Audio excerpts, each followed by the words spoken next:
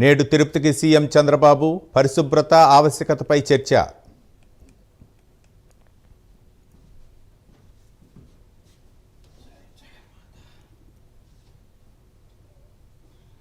ఇంటింటికి జనసేన, త్వరలోనే పార్టీ జిల్లా అధ్యక్షుల నియామకం.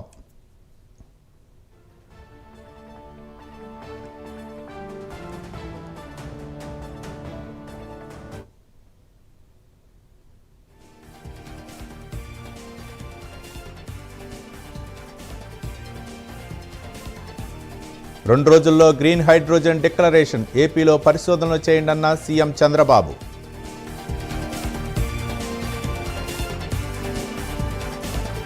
ఏపీ పెండింగ్ ప్రాజెక్టులను ప్రస్తావించండి, ఎంపీలకు సీఎం దిశానిర్దేశం.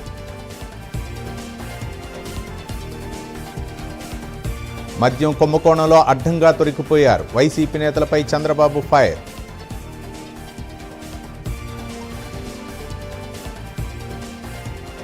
సీఎం చంద్రబాబు అధ్యక్షతన పార్లమెంటరీ పార్టీ భేటీ, రావాల్సిన నిధులు, పెండింగ్ ప్రాజెక్టులపై చర్చ.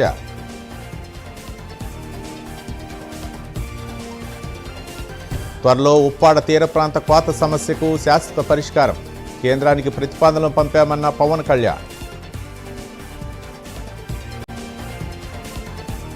సైబర్ క్రైమ్స్పై ఉక్కుపాదం, ప్రస్తుత చట్టాన్ని మరింత పదును చేయాలన్న RRR. మిథున్ రెడ్డి అరెస్టుకు అనుమతి నిరాకరణ, సిట్ పిటిషన్ను తిరస్కరించిన ఏసీబీ కోర్టు. కోట్లు కొట్టేసిన చెవిరెడ్డిపై జగన్కు ఎందుకంత ప్రేమ, ప్రసన్న మాటలు బాధ కలిగించలేదా అని ప్రశ్నించిన వర్ల రామయ్య. టీటీడీ ఈవో పేరుతో ఫేక్ అకౌంట్, భక్తులు అప్రమత్తంగా ఉండాలన్న అధికారులు.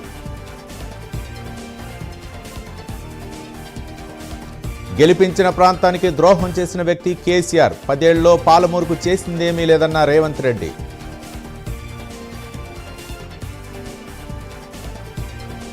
ఒక్కో ఎమ్మెల్యేకు 50 కోట్ల రూపాయల నిధులు విడుదల, వ్యతిరేకత నడుమ దిగివచ్చిన సీఎం సిద్ధరామయ్య.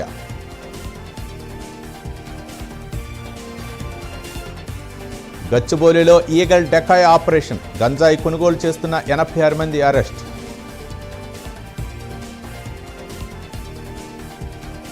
హైదరాబాద్లో ఉప్పొంగిన వరద, ట్రాఫిక్ జామ్, చెరువులను తలపించిన రహదారులు. పాలమూరు ప్రజలు అన్నం పెడితే కేసీఆర్ సున్నం పెట్టారు, హక్కున చేర్చుకున్న గడ్డకు ఇచ్చిందేమిటన్న సీఎం రేవంత్ రెడ్డి. హెచ్సీఏలో నిధుల అవకతవకలపై కొనసాగుతున్న దర్యాప్తు, నిందితులను ఉప్పల్ స్టేడియానికి తరలించిన అధికారులు. విపత్తులకు సంబంధించి పక్కా ప్రణాళికతో పనిచేస్తున్నాం, 500 ఎకరాల ప్రభుత్వ స్థలం కాపాడామన్న హైడ్రా కమిషనర్.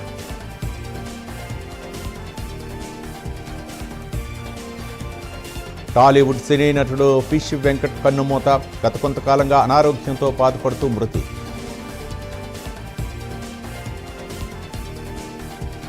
నేడు ఇండియా కూటమి సమావేశం, మీటింగ్కు ఆప్ దూరం.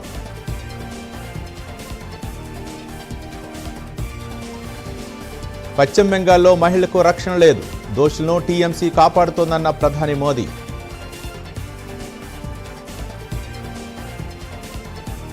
పీఓకేలో తలదాచుకుంటున్న మసూద్ అజర్, ఉగ్రవాది గుట్టు విప్పిన ఇండియన్ ఇంటెలిజెన్స్.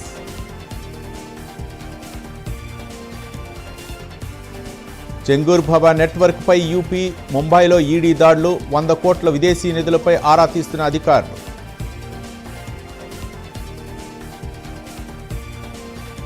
భారీ నష్టాలతో వారాంతాన్ని ముగించిన దేశీయ స్టాక్ మార్కెట్లు, బ్యాంక్ షేర్లో ఒత్తిడితో 25,000 దిగువకు నిఫ్టీ. యమన్ వెళ్లేందుకు అనుమతి కోరిన నిమిషా ప్రియా కుటుంబం, కేంద్రాన్ని అడగాలన్న సుప్రీంకోర్టు.